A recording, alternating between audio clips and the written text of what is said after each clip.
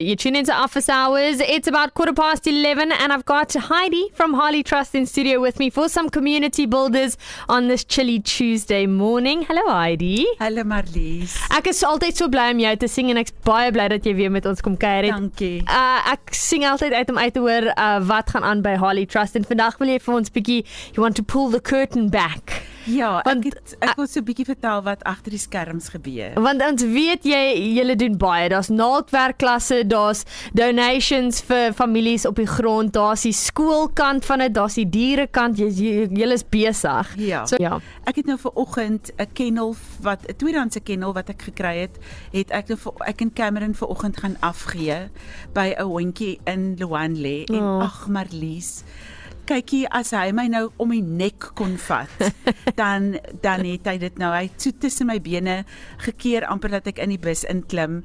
Dit was nou so special geweest. So ek weet nou dat hy word mooi na gekyk. Hy bly by ouerige mense, so ek weet hy word mooi na gekyk. Yes. En hy het 'n droë kennel met 'n kombersie in en hy het kos, so hy's alright. Maar dit was nou 'n special ervaring vanoggend om net hierdie onvoorwaardelike liefde van ou, sy naam is Rex, van hom te ervaar. Ag, oulik.